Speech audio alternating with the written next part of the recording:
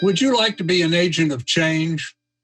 Would you like to be someone who can produce and foster well-being in your family, in your community, amongst your friends? These 8 laws, historically proven, will allow you to do that regardless of who you are. It has nothing to do with race or gender or age or money. These are proven ways that allow people to make things better. And I did not invent these laws. What I did was do research on successful social transitions and find out what are the constants. The ones that succeed, what is it that they do that they all have in common? And it's these 8 laws.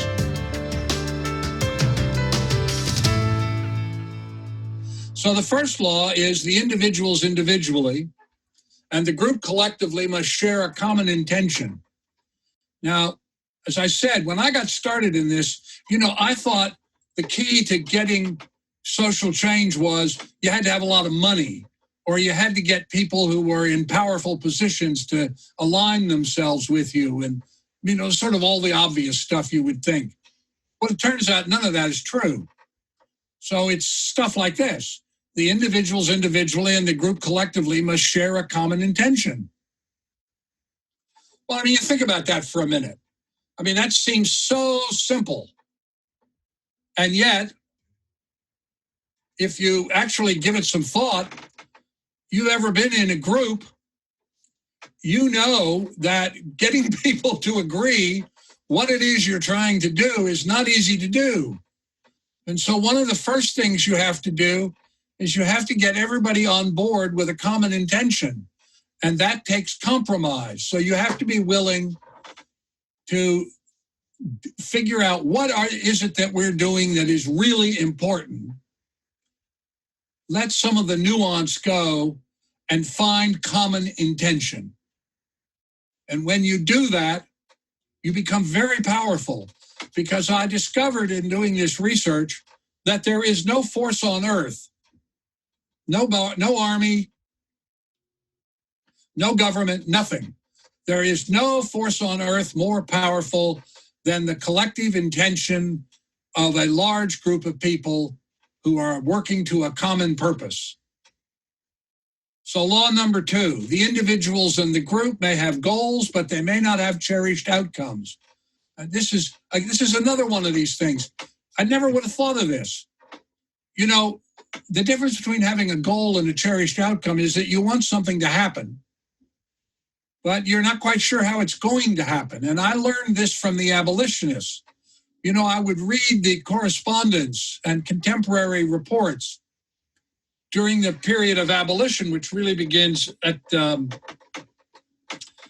end of the 18th century. Benjamin Franklin was the president of the Pennsylvania Abolition Society when he died. So as I read this stuff, and I realized that when you do this, these people would write and say, I don't know how slavery is going to end, but I am absolutely committed to its ending. I'm not sure how it's going to happen, but I want it to happen, and I'm going to do anything I can to make it happen. So that's what I mean by you have a goal, ending slavery, but you're not quite sure how it's going to happen. So law number 3, the individuals in the group must accept that their goal may not be reached in their lifetime and be okay with this. And again, I learned this from the abolitionists.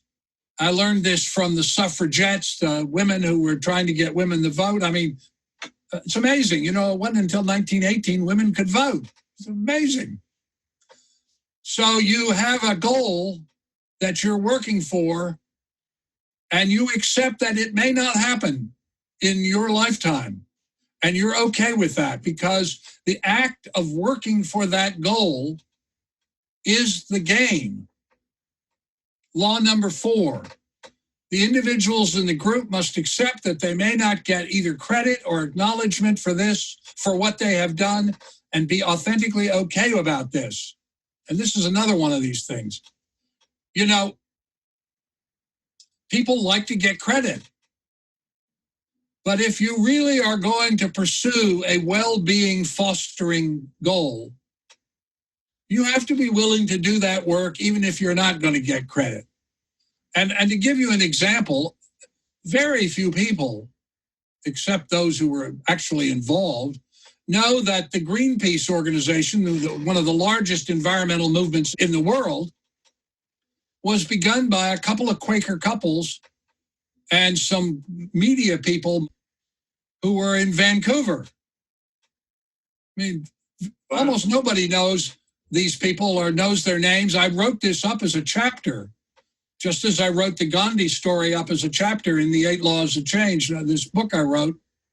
So I wrote a chapter because one of the founders of Greenpeace happens to be a friend of mine, and he told me this story, which I didn't know. I'd been a supporter of Greenpeace for years. I had no idea it was started by this couple, these 2 Quaker couples and this little group of media guys, several of whom were American expats. And yet, you look at what they've accomplished, even though we don't know their names. So you have to be willing to do what you do to serve this well-being fostering goal. And even though you're not going to get credit, you do it anyway. So law number 5, each person in the group, regardless of gender, religion, race, or culture, must enjoy fundamental equality, even as the various roles in the hierarchy of the effort are respected. And this is another one of these things. I never would have thought of this. But the fact is, if you do anthropological research, and that's one of my main areas, you discover that we are high-order primates. And, I mean, that makes people crazy, but it's the truth. And we organize in hierarchies. That's just the way we do it. It's programmed in genetically. So you have to recognize that there is going to be a hierarchy of a successful effort. But within that, and most importantly, everybody has to be fundamentally equal. And that's what the founders understood when they said life, liberty, and the pursuit of happiness. All men are created equal. Now, it's true they had an 18th century understanding of that. You know, they saw men as more important than women, and they saw blacks as 3/5 of a white person. I mean, they had all their limitations. It's not perfect.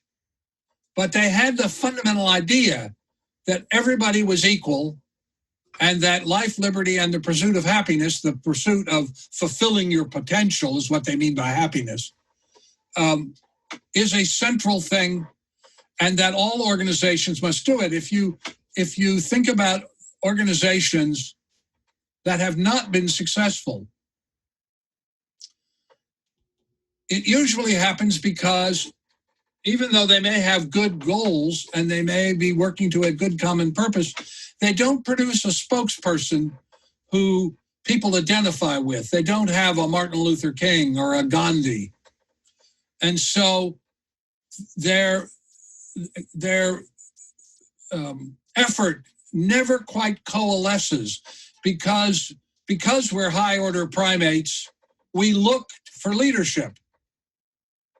And so leadership is a significant part of this, but fundamental equality is absolutely essential. So law number 6, the individuals in the group must forswear violence in word, act, or thought.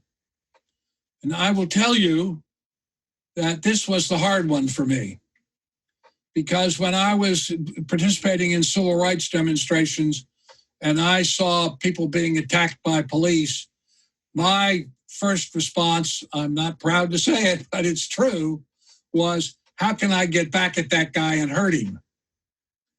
And it took me a long time, and only until I started meditating back in the 60s did I really get this idea about forswearing violence in word, act, or thought.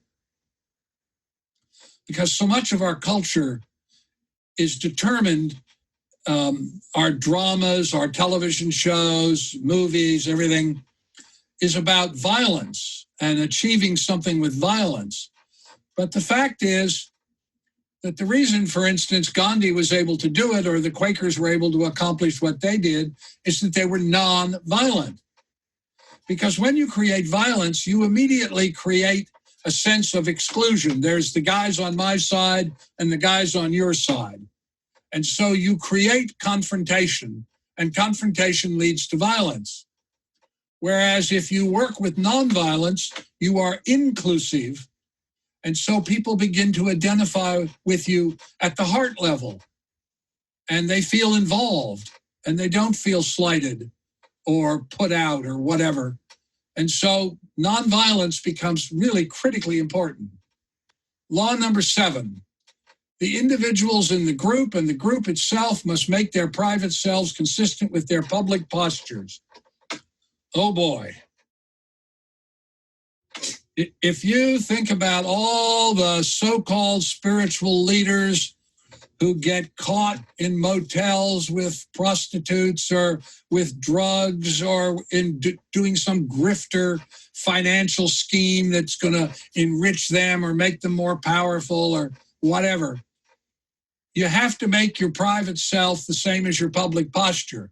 And to give you an example of someone who did this, when Benjamin Franklin, at the age of 74, by the way, was sent from the rebelling colonies to France to be the minister plenipotentiary, basically to get King Louis to finance the American Revolution, which was financed through Benjamin Franklin's personal bank account, by the way. And the other person was a man named Solomon, a Jew, who financed, and it was the other big financial source. Almost none of that is known. But in any case, when Franklin went over, because of his discovery of electricity, he was the most famous man in the world, at least in the West. And he was a kind of rock star. You know, he arrived in Paris and there were flags with his profile in silhouette on them and banners hanging from buildings, and women went around with brooches that had little cameos of his face. It's amazing. Franklin dressed like a Quaker. And I mean, that was, people noted that. He was, the people that, the spies that were following him noted that he dressed very simply, but his clothes were really, really clean. He was the only man who in Philadelphia who bathed every day, had a bathtub, had a proper bathroom, was a meditator. He's the first consciousness person. He's in many ways I think the most interesting of all the founders. Anyhow, a woman who was a friend of his wrote him after he'd been there a little while and said, "Dr. Franklin, I think your valet is a spy. And he's reporting on you to either the French or the British."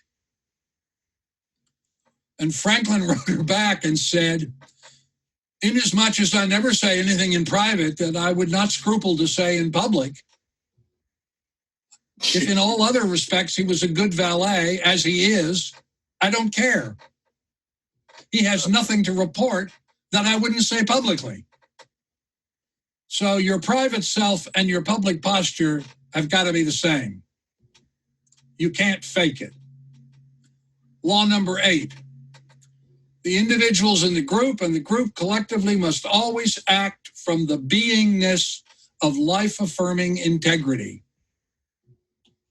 And this 8th law is what led me to come up with a technique that I call the Quotidian Choice, which allows individuals, even though they don't know one another, even though they may not be seemingly connected, to nonetheless hold a common intention and to achieve incredible effects. And the Quotidian Choice is very simple, and it makes life very simple, and it makes politics very simple. Every day you make dozens of choices. The toothpaste you buy, the beer you drink, the toilet paper you buy, the dog food you buy, the gasoline you buy, whatever. Every day we make dozens and dozens of these little tiny quotidian choices. Quotidian just is an odd word most people don't know, and I picked it deliberately because it is odd and therefore it made it stand out. What it means is ordinary, mundane, daily, typical, that kind of thing. Because I wanted to make the point, this is nothing special. This is what you do anyway. So every day we make all of these little bitty choices, and we don't think of them as being very important. But the fact is that they are a vote for a kind of life, a kind of culture. Because culture is a creation of collective intention. The music you listen to, the sports you follow, the religions you practice, the foods you eat, all of that creates culture, and all of it results from individual choice. I mean, there's a reason why Japanese food is prepared differently than Italian food. It's a different choice, even though they may use the same ingredients. So we make dozens of these little choices all day long, and that creates the culture. So how can an ordinary person, a 16, 17, 18-year-old person who has no particular power as he or she thinks of it, how can they possibly make a difference? Well, the answer is they stop doing things and they make different choices and do other things. So every day you make all these little bitty choices, and your job, if you want to be an agent of change, is you figure out which of the options that are available to me is the most life-affirming, and that's the one you choose. Now, it may turn out that none of the options are great, but inevitably, one of them is always at least a little bit better than the others. And so if you run your life so that every time you make a choice, first of all, you're aware that you're making a choice, because most people aren't. You know, you just go to the grocery store and you buy whatever you buy, and you buy it because that's what your roommate likes or your mother liked or whatever. You don't really think about it. So first of all, you have to become conscious that what you're doing is making choices. But of the choices that are available to you, of those options, you routinely pick the option that is the most fostering, compassionate, and life-affirming of well-being. And if you do that, and you tell 10 people that you're doing it as a discipline, and you invite them to join you, and to ask 10 of their friends to join them, you just do the math. The truth is that the people that are listening to this discussion, if they will do this, they can change the outcome of the election in November. Just the people that are listening to this or viewing this can change the course of history. Because if you start with, suppose we started with, we'll start with 1,000. Just do it that way.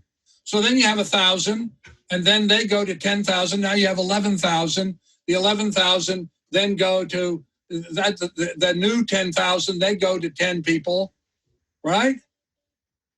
And you're up into the millions. It's like 6 degrees of separation.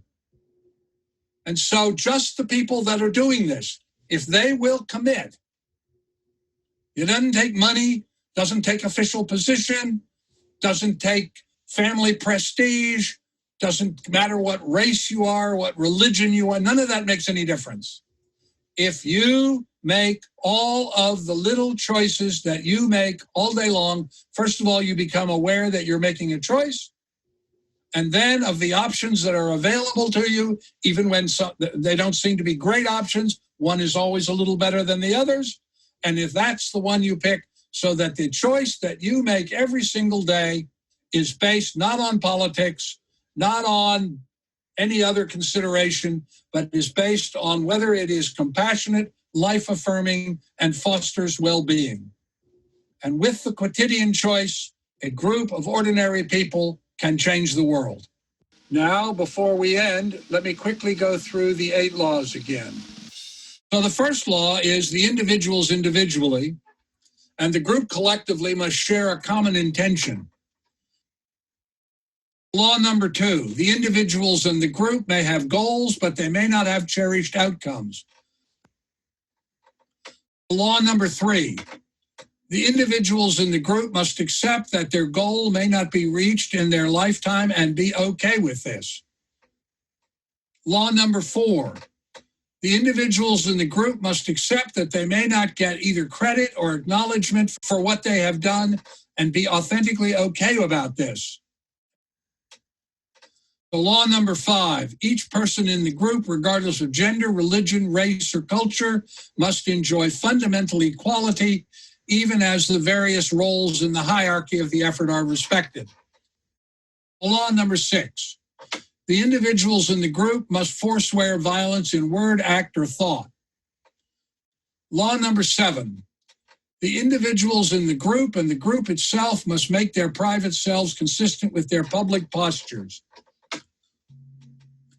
Law number 8, the individuals in the group and the group collectively must always act from the beingness of life-affirming integrity.